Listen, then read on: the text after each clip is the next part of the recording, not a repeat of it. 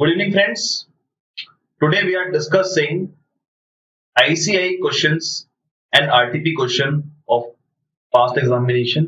शुरू करते हैं for the exemption chapter. Very important chapter. समझेंगे ये वीडियो आप तभी देखना जब आपने एग्जामिनेशन चैप्टर कंप्लीट कर लिया है, आपने पुरानी वीडियोस को देख लिया है, तभी हम इस चैप्टर से अपना एग्जामिनेशन चैप्टर और स्ट्रॉन्ग कर पाएंगे। क्योंकि कंसेप्ट क्लियर होने के बाद जब हम क्वेश्चन करते हैं तो हमारे कंसेप्ट्स और डेवलप हो जाते हैं। स्टार्ट करते हैं। ये जो आपके सामने क्वेश्चन पेपर है वो है मई 18 का क्वेश्चन पेपर हम डिस्कस कर रहे हैं। उसके बाद वन बाय वन सारे क्वेश्चन पेपर, सारे आरटीपी डिस्कस करेंगे। तो क्या क्वेश्चन आया हुआ है देखते हैं जी। इसमें क्वेश्चन ये आया हुआ है, क्वेश्चन 10 का बी आया हुआ है, examine whether GST is exempted in the following on the following independent supply of service की बात ये कर रहा है कि हमारे कोर्स में सर्विस वाला पोर्शन है, हमारे कोर्स में गुड्स वाला अजम्पशन नहीं है। Teja and company a tour operator provides services to a foreign tourists for tour conducted in Jammu Kashmir. हमें याद आ रहा है सर, जम्मू कश्मीर हमने एग्जांपल भी दिया था क्लास में।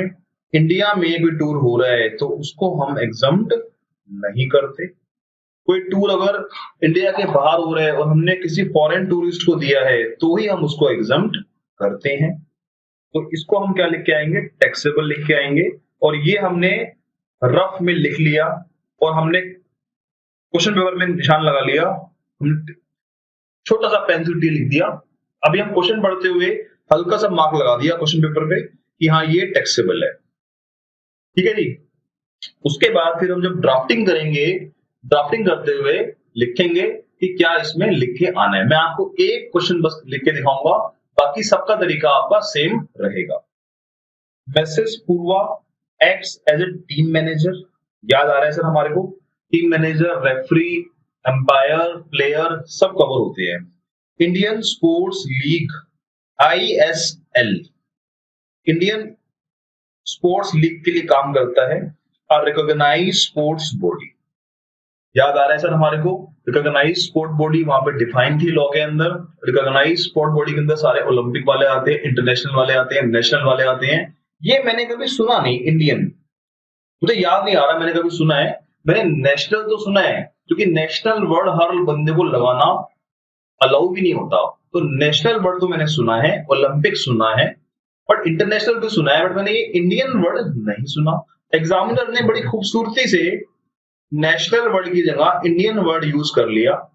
बच्चा सोचेगा इंडियन वर्ड तो हमने सुना हुआ है, और उसको क्या करके आ जाएगा, टैक्सेबल को एग्जम्प्ट करके आ जाएगा। Recognise body for tennis tournament, कोई बात नहीं, टेनिस टूर्नामेंट हो या क्रिकेट हो उससे फर्क नहीं पड़ता, प्लेयर होना चाहिए। Organise by multi brand retail company, multi brand retail company. देखो दो हिंट दे दिए हमें एग्जामिनर ने, एक हिंट तो ये दे दिया और एक हिंट ये दे दिया कि ये टैक्सेबल होगा। कई बार हमें डायरेक्टली हमारा माइंड सही आंसर नहीं निकाल पाएगा, तो हमारे को सोचना है कि सर इसमें हिंट कहाँ है। कई बार तो क्वेश्चन अपने आप ही हिंट दे देता है। इंडियन वर्ड नहीं था पहली बात, तो दूसरा बात मल्टी ब्रांड रिटेल कंपनी, ये जो मैनेजर है ये मल्टी ब्रांड कंपनी के लिए काम कर रहा है, ये किसी रिकॉग्नाइज बॉडी के लिए काम नहीं कर रहा। तो इसका मतलब ये क्या हो जाएगा सर, ये आपका टैक्सेबल हो जाएगा। तो इस तरह से ये दोनों केस टैक्सेबल हैं। अब इसका आंसर आप कैसे प्रेजेंट करोगे ये मैं आपको लिख के बताता हूं। क्वेश्चन नंबर 10 का बी पार्ट, तो कैसे आपको प्रेजेंट करना है ये मैं आपको सिखा देता हूं। आंसर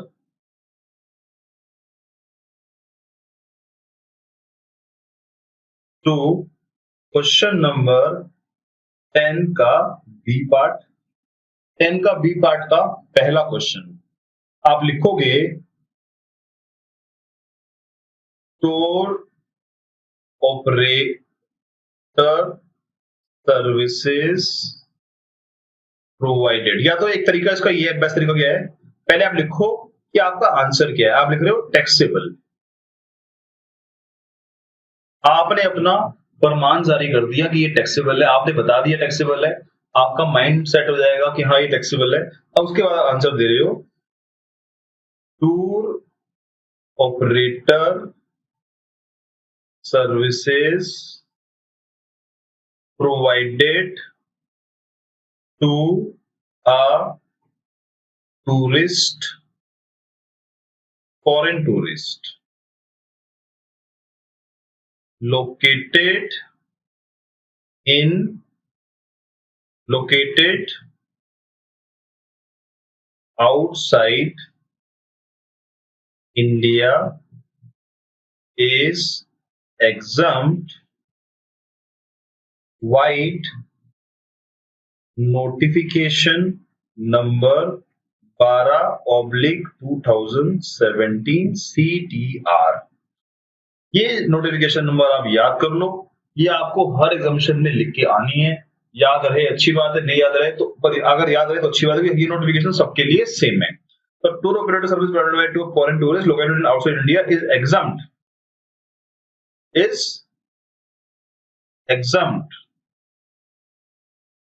ठीक है जी। ये आपने आंसर दे दिया अपना। अब आप लिखोगे however in the given case the services provided to foreign tourists in J&K, India, the same shall be taxable। Same shall be taxable. Simple उसने पूछा है एग्जम्प्ट है कि नहीं है, तो ये टैक्सेबल होगी, एग्जम्प्ट नहीं होगी। तो क्वेश्चन करने का तरीका मैंने आपको ही समझाया है, सब पैटर्न सारा सेम ही रहेगा। पहले आपको लिखना है कि ये टैक्सेबल है कि नहीं है। अगर आपसे उसने पूछा है, अगर क्वेश्चन एमसीक्यू में आया फिर तो ऑप्शन देने का, हमें फिर तो लिखने की जरूरत नहीं है। क्वेश्चन अगर एक नंबर का है, ट्रू फॉल्स बताओ, तो ट्रू फॉल्स के अंदर भी आप ज्यादा लॉजिक नहीं दोगे, ट्रू फॉल्स करके हल्का सा बता दोगे यस इट इज एग्जम्प्ट। इतना रीजनिंग जब दोगे जब क्वेश्चन आया है आपका 3 नंबर का या 2 नंबर का या 1.5 नंबर का, इतनी रीजनिंग आपको तब देनी है। अदरवाइज आप सिंपल लिख के आ जाओगे कि it is exempt as per notification number 12/2017 CTR। तो ये इस तरह से आपको क्वेश्चन अटेम्प्ट करना है। पहले आपको आंसर दे देना है टैक्सेबल या एग्जाम्प्ट है, उसके बाद आपको हल्का सा बताना है कि ये एग्जाम्पशन की बात है, उसके बाद बताना है कि ये एग्जाम्प्ट नहीं है, ये टैक्सेबल होगा हमारे केस में। इस तरह से आपको आंसर देना है। सेम इसी मैनर में क्वेश्चन नंबर 2 जो था उसके अंदर आप ये बोलोगे, जो हमारा जो क्वेश्चन नंबर 2 है उसमें क्या था, वहां पे लिखा हुआ था कि टीम मैनेजर ने काम किया है पर ये काम रिकॉग्नाइज बॉडी ने नहीं करा। तो हम बोलेंगे यहां पे, बताएंगे इसको कि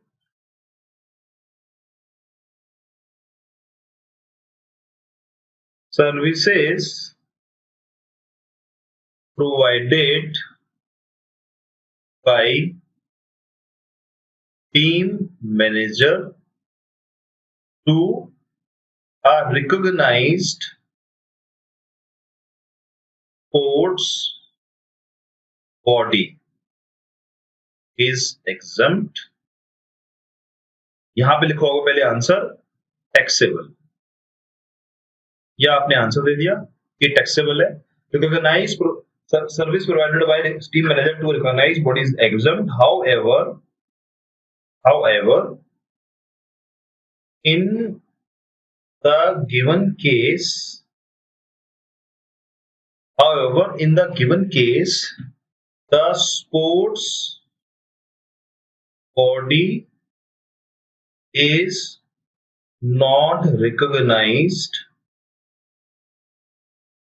as per notification number 12/2017 CTR, hence it is taxable। Simple आपने इस नोटिफिकेशन को जरूर याद करना है, 12/2017 CTR। ये इसका रेफरेंस आप हर क्वेश्चन में देके आ सकते हैं। उससे थोड़ा सा आपको क्वेश्चन थोड़ा सोफिस्टिकेटेड लगता है। तो इस तरह के सिंपल क्वेश्चन हमारे एग्जाम में आए हुए हैं, कोई घबराने वाली बात नहीं है। आपको जो कराया गया है उस पे फोकस करो आप, आपका क्वेश्चन बहुत अच्छे से अटेम्प्ट होगा, कोई दिक्कत नहीं आएगी आपको। आपको एग्जामिनेशन वाले चैप्टर में हड़बड़ी नहीं करनी बिल्कुल भी। हालांकि किसी भी एग्जाम में आपको हड़बड़ी नहीं करनी, बट यहाँ पे आपको हड़बड़ी नहीं करनी, आपको आराम से इत्मीनान से सोच के फिर आपको आंसर देना है। ठीक है दोस्तों, एक क्वेश्चन और आया हुआ है। क्वेश्चन पेपर हम बात कर रहे हैं, क्वेश्चन पेपर नवंबर 2018 का क्वेश्चन पेपर हम डिस्कस कर रहे हैं आपके साथ। क्वेश्चन क्या है जी, क्वेश्चन आपका आया हुआ है, लॉन्ग क्वेश्चन आया हुआ है। उसके अंदर वो बोल रहा है आप जीएसटी लायबिलिटी निकालो। तो लॉन्ग क्वेश्चन में एग्जामिनर ने बड़ी चालाकी से, बड़ी क्लेवरनेस से एक टर्म इंक्लूड कर दी है।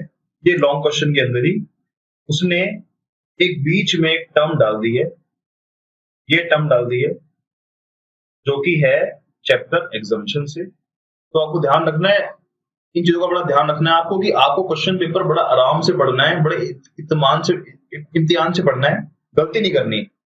Rent paid to state government for इस office.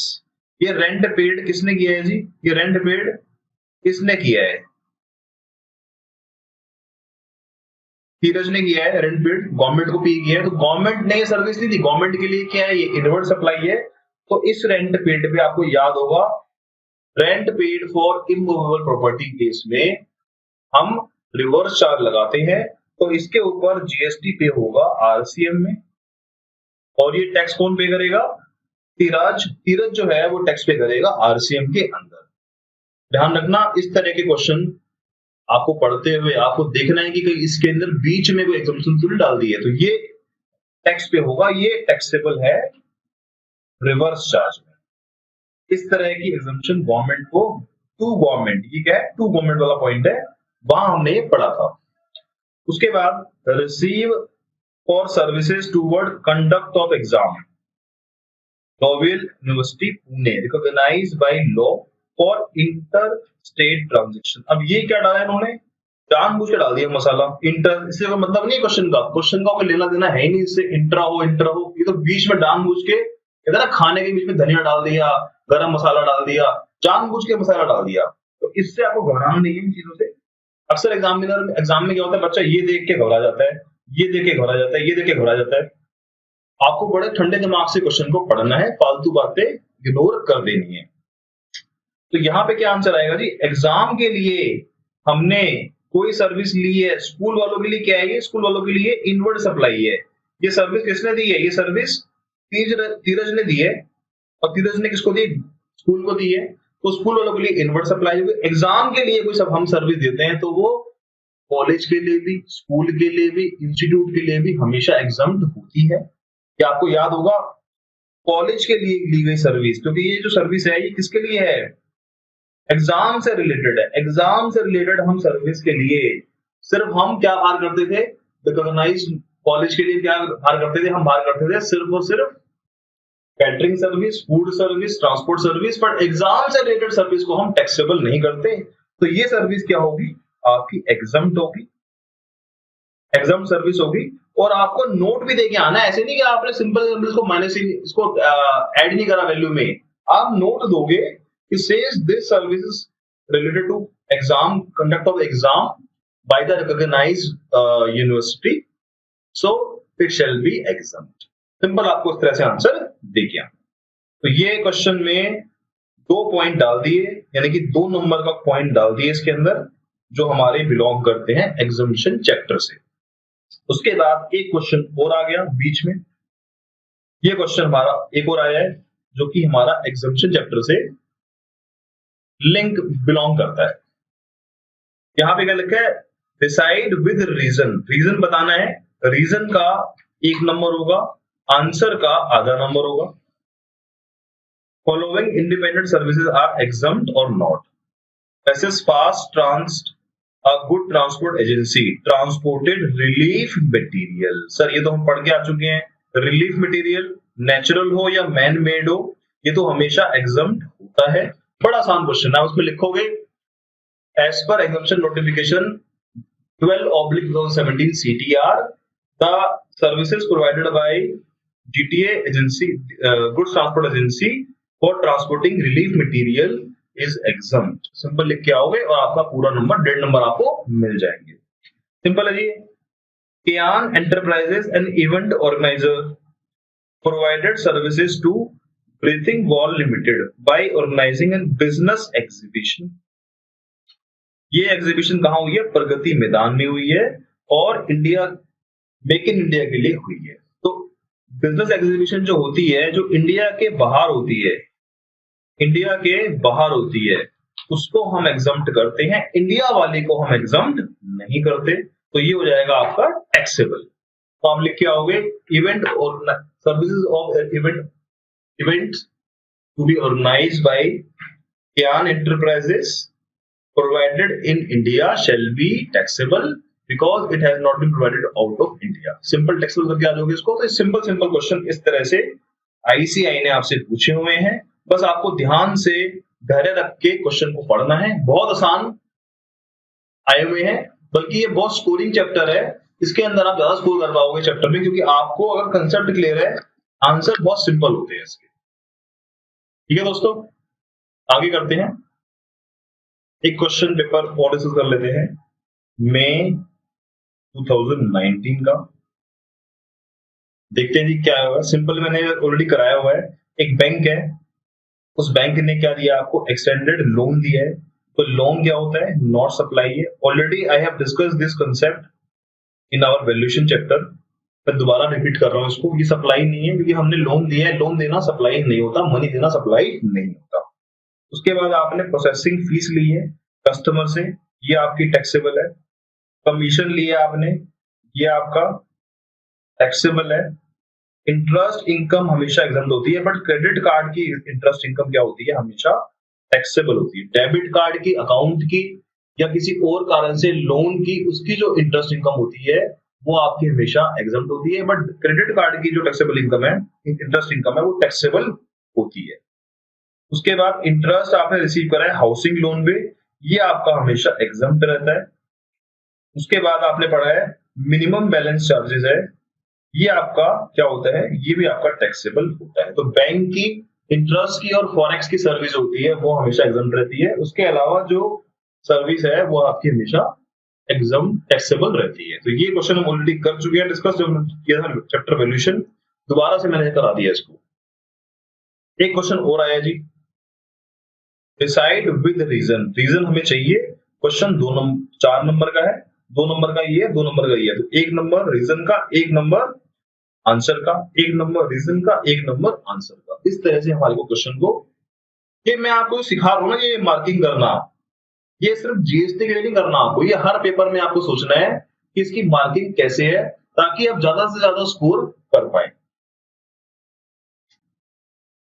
Gokul Residents Welfare Association received 9,000 per month from each member for sourcing goods and services from third person for common use of its member. यहाँ पे क्या कर रहे हैं? ये RW सोसाइटी है, ये कुछ गुड्स खरीद रहे हैं और ये गुड्स खरीद के कॉमनली इसको डिस्ट्रीब्यूट कर रहे हैं अपने मेंबर्स को, और उनसे 9,000 रुपए चार्ज कर रहे हैं. तो basically it is not related to maintenance, it is related to contribution. Contribution ले रहे हैं, और ये जो कॉमन यूज की सर्विस ली जा रही है, ये RW अपने नाम से ले रहा है, इसलिए इसको हम प्योर एजेंट भी नहीं बोल सकते. ये प्योर एजेंट नहीं है, ये मेंबर को गुड सप्लाई कर रहा है, बट अब पहले खरीद के फिर उसको आगे दे रहा है. तो 9,000 रुपए पे हम क्या करेंगे सर? 9,000 रुपए हमारी लिमिट से क्रॉस हो गया. हमारी लिमिट है 7,500 रुपए. तो हम टैक्स लगाएंगे 9,000 माइनस 7,500 इनटू में कितने मेंबर है? मेंबर आपने दिए नहीं हुए कितने हैं, तो हमारे लिए 2,500 रुपए क्या हो जाएगा? 2,500 रुपए टैक्सेबल हो जाएगा. आप इस पे लिख के आओगे कि Gokul residence welfare association receiving 9,000 per month per member and 7 which is exceeding 7,500. So the balance 9,000 minus 7,500, 2500 रुपए shall be exempt as per notification number 12/2017 CTR. ये आप लिख के आ जाओगे और रीजन आप दे दोगे, ठीक है जी। दूसरा जो क्वेश्चन है वो है विकल्प। अब ध्यान रखना, ये जो आपने किया है यहाँ पे, ये आपने माइनस इसलिए किया है क्योंकि ये मेंटेनेंस का खर्चा नहीं है। मेंटेनेंस का खर्चा होगा तो हम क्या करके आएंगे, पूरा का पूरा 9,000 टैक्सेबल करके आ जाते। थोड़ा टेक्निकल पॉइंट मैंने आपको बताया था, यहाँ पे कंफ्यूजन है, कुछ जगह पे इंस्टीट्यूट ने ये चीज क्लियर नहीं करी है, बट यहाँ पे क्लियर हो गई ये बात कि अगर आपने कोई कंट्रीब्यूशन लिया है किसी कॉमन चीज के लिए, उसके लिए उन्होंने बोला जी हम अप टू 7,500 लेंगे। अगर आपने मेंटेनेंस चार्ज लिए हैं तो जितना आपने ज्यादा लिया है पूरा का पूरा टैक्सेबल हो जाएगा। विकल्प, अ performing artist has received 1,58,000 from performance of dance, classic dance. Classic dance के लिए इन्होंने रिसीव किया है, कितने रुपए रिसीव किए जी? इन्होंने रिसीव करे हैं 1,58,000। हमारी लिमिट क्या है जी? हमें याद होगा, हमने बताया था कि लिमिट का हम अलग चार्ट बनाएंगे ताकि हमें याद आ जाए कि लिमिट क्या है, और बिना लिमिट वाला अलग चार्ट बनाएंगे। तो ये लिमिट हमारी हमें याद है 1.5 लाख रुपए होती ही, और 1.5 लाख रुपए से ऊपर होते ही पूरे पे टैक्स लग जाएगा। तो ये पूरा का पूरा क्या बन जाएगा? टैक्सेबल बन जाएगा। ये काम कहां कर रहे हैं सर? ये काम रफ में सोच रहे हैं, कर रहे हैं। उसके बाद 9,000 रुपए इसने लिए हैं और टीवी सीरियल, ये भी पूरा टैक्सेबल बन जाएगा, क्योंकि टीवी सीरियल से हम जो भी इनकम कमाते हैं, फिल्म एक्टिंग से जो पैसे कमाते हैं, ये पूरा का पूरा टैक्सेबल हो जाता है। तो ये टैक्सेबल हो जाएगा और ये भी टैक्सेबल हो जाएगा, दोनों के दोनों टैक्सेबल हो जाएंगे और ये भी टैक्सेबल हो जाएगा। आपने इससे पूछा है कि ये बताओ इसमें से एग्जम्प्ट क्या है, तो आप बताओगे इसमें आंसर ऐसे दोगे, इसका जो आंसर दोगे आप इस तरह से दोगे कि पहले आप लिखोगे टैक्सेबल, अंडरलाइन करोगे, फिर आप दोगे रीजनिंग, फिर आप लिखोगे टैक्सेबल, फिर आप दोगे रीजनिंग। तो इस तरह से आपको क्वेश्चन आपका अटेम्प्ट करना है। I hope it is clear. तो 2 क्वेश्चन पूछे गए हैं इसमें, 4 नंबर का यहां पूछा गया है और 6 नंबर का यहां पूछा गया है, जबकि ये मिक्स क्वेश्चन है, बट मोटा मोटा ये क्वेश्चन एग्जामिनेशन का ही है। देखा आपने 10 नंबर का भी चैप्टर में से क्वेश्चन आए हुए हैं। अगला पेपर कर लेते हैं डिस्कस। नवंबर 2019 का पेपर है। क्या क्वेश्चन है जी? क्वेश्चन नंबर 5 है, 8 मार्क्स का है। तो इसके अंदर वैसे तो क्वेश्चन में अलग अलग चीजें पूछी गई हैं, इसमें ये पॉइंट है supply of online journal versus pinnacle a private coaching centre.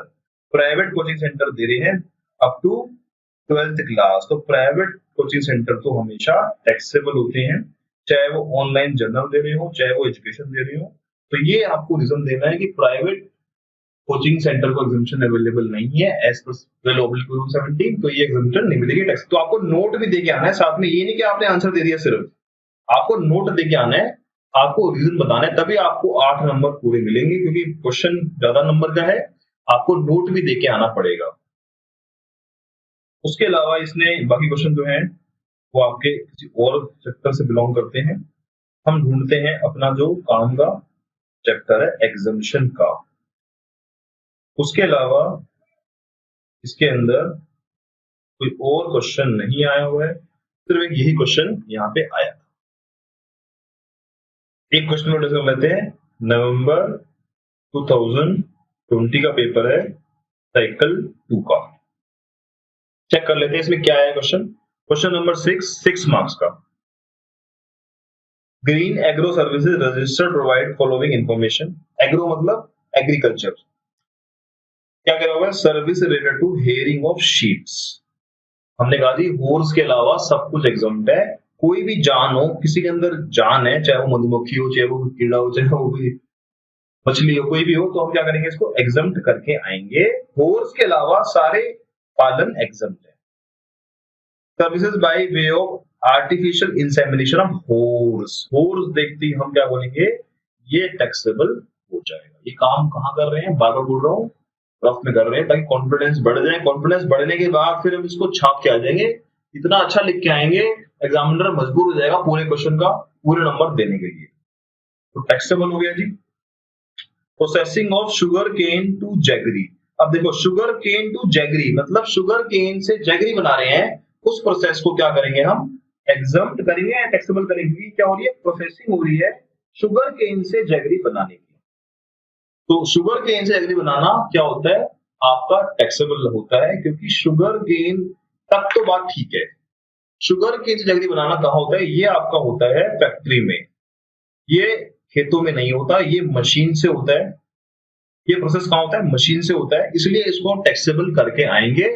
ध्यान रखना, ध्यान से पढ़ना है, शुगर केन पढ़ के आपको आंसर नहीं देना। आप ये देखो इसका पर्पस कहाँ पे हो रहा है, इसका जो काम हो रहा है, ये प्रोसेस कहाँ पे हो रहा है, मील में हो रहा है, और मील में गुड़ बनता है गन्ने से। वो गुड़ जो बनता है उसकी एक्टिविटी को हम टैक्सेबल करके आएंगे। Milling of paddy into rice, ये भी हमारा कहाँ पे होता है, मील पे होता है, मशीन से होता है, ये भी क्या हो जाएगा टैक्सेबल हो जाएगा। Services by way of fumigation of warehouse in agriculture produce, ये पढ़ के आ चुके हैं, एग्जाम हो जाएगा।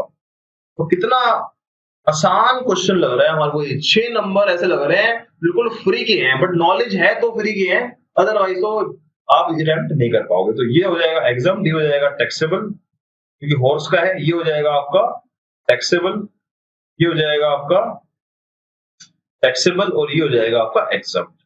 इन सब का आंसर देने के बाद ये हो गया 1 2 3 4 5 6 नंबर का जो है क्वेश्चन है। कई बार क्या होता है बच्चे का ना एक क्वेश्चन गलत हो गया, मान लो ये वाला पार्ट गलत हो गया, तो बच्चा घबरा जाएगा, ये तो मुझे आता ही नहीं, ये तो मुझे आता ही नहीं, ये तो मुझे आता ही नहीं, ये तो मुझे आता ही नहीं, मेरा क्वेश्चन तो बेकार हो गया है। अरे भाई साहब कोई बात नहीं, आपका 1 नंबर कट जाएगा, कोई बात नहीं, बाकी 5 नंबर तो ले लो अपने। 6 नंबर का क्वेश्चन है, 6 में से वो कह रहे हैं जी आप क्या निकालो, आप निकालो टैक्सेबल सप्लाई निकालो और हमें निकाल के दे दो, तो आधा नंबर आपका ये भी होगा टोटल लगाने का। कोई बात नहीं, आपका 1.5 नंबर कट जाएगा, आपको पूरे 4.5 नंबर तो मिलेंगे। तो एक आधी एंट्री अगर आपको समझ में नहीं भी आ रही है, क्वेश्चन को बड़ा नॉर्मल वे में अटेम्प्ट करना है, एक आधा नंबर कट जाएगा, क्या हो जाएगा उसमें, क्या दिक्कत है, आधा नंबर दान दे दिया हमने। बट अगर हमारे को नहीं आता, हमारे को अगर एक लाइन नहीं आती, मान लो मुझे ये वाला नहीं आता मुझे आंसर, कोई बात नहीं, बाकी जो आते हैं उसका तो आंसर बनाओ ढंग से, एक आता नहीं आता तो उसका नंबर कट जाएगा। तो आपको हमेशा ध्यान रखना है, हमेशा हमारे एग्जाम में स्टेप मार्किंग होती है। स्टेप मार्किंग के अंदर हम इंस्टीट्यूट या एग्जामिनर चेक करता है कि इसके स्टेप वाइज नंबर देने हैं, अगर इसको एक पॉइंट नहीं भी आता तो उसका एक नंबर कट जाएगा, बाकी 5 नंबर आपको पूरे मिलेंगे। तो इस तरह से हमारे को क्वेश्चन अटेम्प्ट करना है। ये क्वेश्चन भी बड़ा अच्छा क्वेश्चन आया जी, जो कि बहुत इंपॉर्टेंट है, 4 नंबर का ये हो गया, तो 10 नंबर का पेपर आ गया एग्जामिनेशन में से। देखो कितना स्कोरिंग सब्जेक्ट है, कितना स्कोरिंग चैप्टर है ये। Satya Sai residence welfare association are registered person under GST, इसके 30 मेंबर हैं और ये 8,000 रुपए मेंटेनेंस ले रहा है। ये पकड़ लिया हमने वर्ड मेंटेनेंस, मेंटेनेंस पढ़ते हम समझ गए। यहां तो क्या लगेगा जी, यहां पे 7,000 से ऊपर गया पूरे पे लगेगा जीएसटी। 8,000 इंटू 30 मेंबर, ये हो गया जी आपका 8 या 24, तो ये हो जाए जी आपका 2.5 लाख रुपए। ये आपका क्या हो गया, वैल्यू हो गई, ये क्या हो गई आपकी वैल्यू होगी, क्योंकि 8,000 लोग 8,000 इंस्टॉलमेंट दे रहे हैं, 30 मेंबर हैं, तो हम इतने रुपए ले रहे हैं, ये हमारी होगी टैक्सेबल वैल्यू। हमने पूरा का पूरा टैक्स करके आना है, हमें ऐसा नहीं करना कि 7,500 माइनस 8,000, ये नहीं करके आना, क्योंकि ये मेंटेनेंस चार्जेस हैं, मेंटेनेंस चार्ज में एंटायर का एंटायर अमाउंट टैक्सेबल करके आना। क्यों करके आना जी, हम क्या कह रहे हैं, गवर्नमेंट ने बोला है, सर्कुलर आया हुआ है इसके ऊपर, तो ये हो जाएगा आपका वैल्यू, इस पे लगाओगे 18%। कितना आएगा जी 18% इस पे, 2,40,000, 2,40,000 पे 18% निकाल दिया हमने, ये आ गया जी मेरा 43,200। ये मेरा आ गया आउटपुट टैक्स, क्या आ गया जी मेरा ये आउटपुट टैक्स, ये आउटपुट जीएसटी कह लो।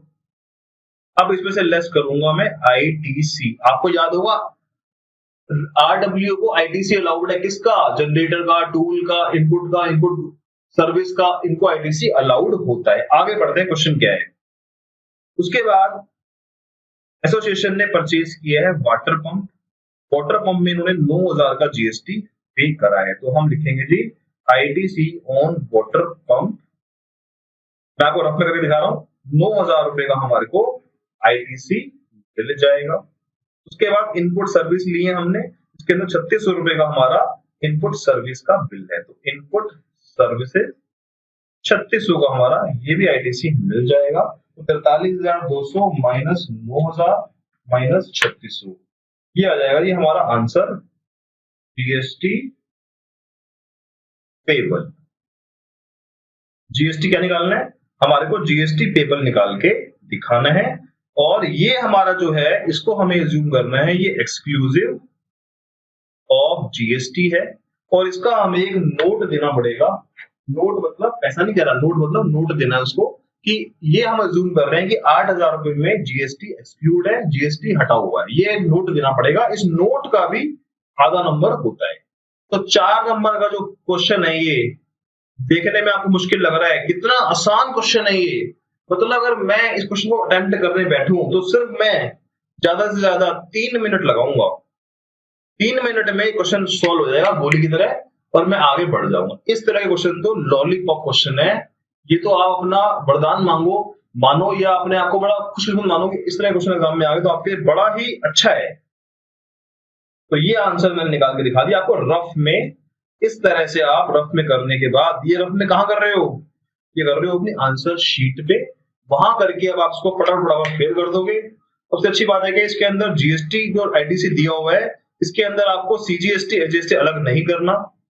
इसके अंदर सिंपल सिंपल उन्होंने जीएसटी का आईटीसी लिखा हुआ है, तो आप भी जीएसटी का आईटीसी लिख के आओगे, सीजीएसटी एचजीएसटी अलग मत करके आना। ठीक है जी, तो ये आपका बहुत सिंपल क्वेश्चन पेपर आपके सामने डिस्कस कर लिया। तो हम डिस्कस करते हैं आरटीपी फॉर मई 2019। आरटीपी के क्वेश्चन देखते हैं। Which of the following services is exempt from GST? GST में कौन सी सर्विस एग्जम्प्ट है वो ये हमारे से पूछ रहे हैं। Bollywood dance performance by film actor, film actor को तो हम टैक्सेबल करेंगे। सर क्या आगे पढ़े पूरी रामायण कहानी, नहीं पढ़नी, तो पता है फिल्म एक्टिंग की बात हो रही है यहाँ पे तो हमेशा टैक्सेबल है, अमाउंट तो हमें देखना ही नहीं है। उसके बाद कह रहा है Carnatic music performance classic singer to promote brand, brand को तो हम क्या करते हैं हमेशा टैक्सेबल करके आते हैं। पूछा गया है इसने एग्जाम पूछा है, अभी तो हम ढूंढ रहे हैं एग्जाम कहाँ है। Carnatic music performance by classic singer in a music concert and consideration charges, यहाँ पे कंसिडरेशन कितनी है 1.5 लाख से ज्यादा की है, तो ये क्या हो जाएगा टैक्सेबल हो जाएगा। उसके बाद कथक डांस है और ये कथक डांस हो रहा है, ये कितना है 1.45, ये एग्जाम हो जाएगा, आपका ऑप्शन हो जाएगा डी। अब आपको यहाँ रीजनिंग नहीं देनी है, ये तो सिंपल एमसीक्यू है, आपको टिक लगाना है और आगे बढ़ जाना है। तो आगे चलते हैं जी। उसके बाद एग्जामिन करो कि ये एग्जाम्ड है कि नहीं है। Supply of food and drink, smart kid play school है दिल्ली में, स्मार्ट किड ने आउटसोर्स करी है अपनी supply of food in canteen, canteen के लिए, और ये 8 लाख रुपए दिए हैं। तो बताओ प्ले स्कूल है, प्ले स्कूल का मतलब है प्री नर्सरी स्कूल है, तो इसके अंदर हम क्या करेंगे छोटे बच्चों के लिए है, तो इसको क्या करेंगे एग्जम्प्ट करके आ जाएंगे, ये एग्जम्प्ट हो जाएगा। अब ये क्वेश्चन जो है ना यहाँ पे, ये आपको क्वेश्चन जो है ये मेरे ख्याल से it is not MCQ question, आपको देना पड़ेगा रीजन। अगर क्वेश्चन एमसीक्यू नहीं है तो आप रीजन बताओगे। The services provided to a pre nursery school और school up to 12th is exempt, ये लिख के आ जाओगे, आपका आंसर पूरा। वेलनेस हॉस्पिटल है, क्लिनिकल एस्टेब्लिशमेंट है तिरुपति के अंदर, स्पेशलाइज इन डायबिटिक ट्रीटमेंट, उससे कोई मतलब नहीं है। हॉस्पिटल की अपनी कैंटीन है और कैंटीन में ये फूड ड्रिंक देते हैं इन पेशेंट को, मतलब जो हॉस्पिटल में एडमिट है, और उनको एडवाइस किया जाता है डॉक्टर न्यूट्रिशन ने। Apart from this the other patient who is not admitted and attendant take food from canteen. तो यहाँ पे आप करोगे इस क्वेश्चन के 2 हिस्से, एक हिस्से में आप बताओगे कि सर जो कि हमने सर्विस फूड दिए है इसको इन पेशेंट को वो एग्जम्प्ट रहेगा, जो फूड हमने दिया है आउटसाइडर को वो टैक्सेबल रहेगा। तो इस क्वेश्चन के 2 पार्ट करके 2 पैराग्राफ बना के आप इसका आंसर करके आओगे टू गेन फुल मार्क्स। तो इसका भी आंसर लिखोगे आप, एक में लिखोगे टैक्सेबल, एक में लिखोगे एग्जम्प्ट ऊपर वाले में, और एक में लिखोगे टैक्सेबल। जो हमने पेशेंट एडमिट को दिया है वो एग्जम्प्ट हो जाएगा, जो पेशेंट एडमिट नहीं है उसको जो फूड दिया है वो टैक्सेबल हो जाएगा। बहुत सिंपल है जी, बहुत सिंपल है। आगे चलते हैं जी, कोई और क्वेश्चन आया हुआ है? हमारे सामने कोई भी क्वेश्चन आ जाए, सारे क्वेश्चन कर देंगे सर हम, बस क्वेश्चन आ तो जाए एक बार। इतना कॉन्फिडेंस आपके अंदर आना चाहिए कि कोई भी क्वेश्चन आपके सामने आ जाए आप कर लोगे। एक आरटीपी डिस्कस कर लेते हैं, आरटीपी फॉर 2020, मई 2020। क्वेश्चन देखो क्या है, ये क्वेश्चन है in case of supply to state government, यहां पे क्या है word, to state government, by an activity in relation to function entrusted to municipality, municipality की बात हो रही है यहाँ पे, in the next financial year, which of the following is exempt, कौन सा इसमें एग्जम्प्ट है ये बताना है। पहला है प्योर सर्विस, प्योर सर्विस तो एग्जम्प्ट होता ही है क्योंकि यहाँ पे क्या है, गुड्स नहीं है, सीमेंट नहीं है, सीमेंट नहीं है तो क्या करते हैं इसको हम एग्जम्प्ट करते हैं, ये तो हमारा एग्जम्प्ट हो गया। हमें गुड्स से दिक्कत है, हमें सर्विस से दिक्कत है, हमें गुड्स से दिक्कत है, सर्विस से दिक्कत नहीं है, तो गुड्स वाला जो है वो हमें एग्जम्प्ट नहीं करके आना। फिर कह रहे हैं जी composite supply of goods and service, section 8 के हिसाब से गुड सर्विस भी आप ले रहे हो। Value of goods constitute not more then 25, मतलब जो हमारा कंपोजिट सप्लाई है उसके अंदर गुड्स का जो प्रोपोर्शन है वो बहुत ही, जो हमारा गुड्स का प्रोपोर्शन है वो कितना है जी हमारा, नॉट मोर देन 25%। ठीक है जी, नॉट मोर देन, तो यानी कि गुड्स का प्रोपोर्शन बहुत कम है, सर्विस का प्रोपोर्शन यहाँ पे 75% है। ये हमें पढ़ के समझ में आया। अब यहाँ पे लैंग्वेज लिखी है नॉट मोर देन, इस तरह की लैंग्वेज को बड़ा ध्यान से पढ़ना है आपको। Not more then, not less than, not exam, not taxable, not supply, not in schedule 3, ये नोट लगा के ना एग्जामिनर आपको घुमाने की कोशिश करता है। आपको you have to be very very careful इस तरह के वर्ड्स को लेके। तो इससे पढ़ में आया हमारे पढ़ में ये पढ़ने में आया है कि इसके अंदर गुड्स का पोर्शन बहुत ही कम है, मेजर पोर्शन सर्विस का है। आगे बढ़ते हैं जी, composite supply of goods and services in which value of services is not more than 20, यानी कि इस वाले पे पढ़ के आ रहा है कि सर्विस का पोर्शन 25% है और गुड्स का पोर्शन 75% है, यानी कि इसमें मेजर क्या है, मेजर गुड्स है, तो ये बन जाएगा आपका, क्या बन जाएगा आपका, प्रिंसिपल सप्लाई बन जाएगा।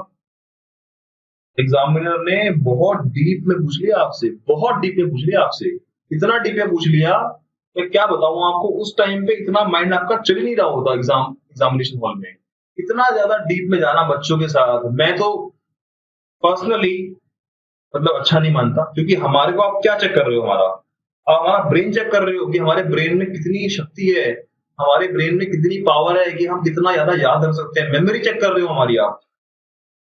क्या कह सकते हैं जी, प्रोफेशनल एग्जाम है, आपको देना पड़ेगा। इस तरह के जो क्वेश्चन है ये क्या है, ये होते हैं फूक बम, फूक बॉम्ब, मतलब कि इसको तो, इस तरह के क्वेश्चन को तो ना आप दिल पे मत लिया करो, इग्नोर कर दिया करो, क्योंकि एक नंबर के चक्कर में दिमाग खराब करने वाली बात है। पहले इस क्वेश्चन को अटेम्प्ट मत करना, जब आपको लगे थोड़ा टेक्निकल चीज है इसको बाद में अटेम्प्ट करेंगे, लास्ट में समझ लेंगे दिमाग अपना। तो इस तरह के क्वेश्चन को हम हमेशा पूरा लगा के ऐसे छोड़ देते हैं, आगे बढ़ जाते हैं। जब हमारा पास देखते हैं टाइम बहुत कम रह गया है, अब देखते हैं इस क्वेश्चन को, पढ़ते हैं लास्ट में, उस टाइम हमारी एनर्जी बहुत ज्यादा हाई होती है बीच के टाइम में। तो इस तरह के क्वेश्चन को आप हमेशा पार्क करके बाद में चेक करो। तो मैंने कहा जी ये यहाँ पे मेजर पोर्शन है सर्विस का, यहाँ पे मेजर पोर्शन है सर्विस का, और सेक्शन 8 ये बोलता है कि प्रिंसिपल सप्लाई अगर सर्विस है तो वो पूरा का पूरा सर्विस बन जाएगा। इसका मतलब ये भी सर्विस वाला हिस्सा है, ये भी सर्विस वाला हिस्सा है, एज पर सेक्शन 8 ये भी सर्विस वाला हिस्सा है, और ये है गुड्स वाला हिस्सा, क्योंकि यहाँ पे मेजर पोर्शन गुड्स का है और हमें गुड्स से तो खास नफरत है, किस केस में, इस तरह की गवर्नमेंट वाली सर्विस में। तो हमारा ऑप्शन हो गया ए और बी, ये आंसर हमारा हो जाएगा। हालांकि इस तरह के क्वेश्चन एग्जाम में मुझे लगता नहीं कि आने चाहिए, क्योंकि बहुत ज्यादा डीप एनालिसिस है ये, तो आंसर इसका हो जाएगा ये वाला, क्योंकि ये वाला भी सर्विस पोर्शन है और ये वाला भी सर्विस पोर्शन है एज पर सेक्शन 8।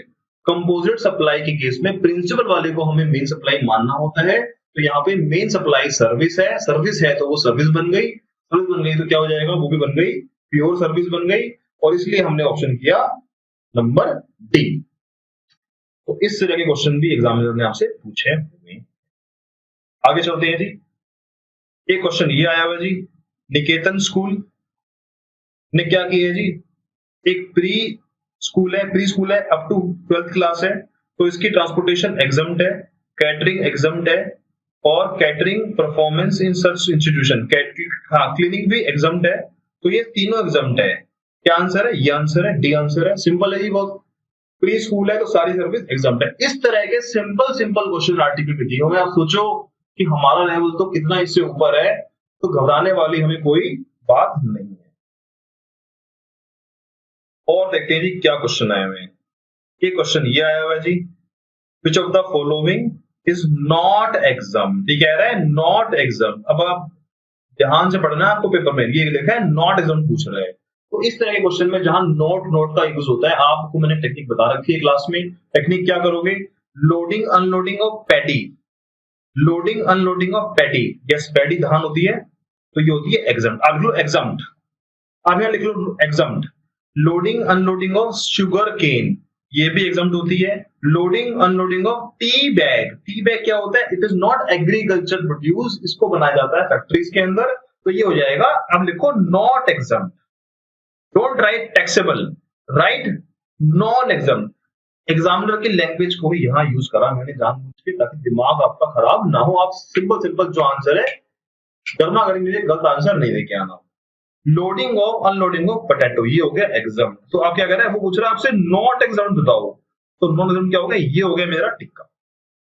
कई बार तो ऐसा होता है बच्चे को आंसर पता होता है, बच्चे को क्वेश्चन आता होता है, वो फिर भी गलती कर देता है। क्यों, जल्दबाजी हो रही है उसको, जल्दबाजी में वो क्या करके आ जाएगा जी, वो कहेगा जी ये भी एग्जाम है, ये भी एग्जाम है, तो ये पढ़ के वो आएगा ही नहीं। तो आपको ध्यान से पढ़ना है, बड़े ध्यान से आपको क्वेश्चन को अटेम्प्ट करना है।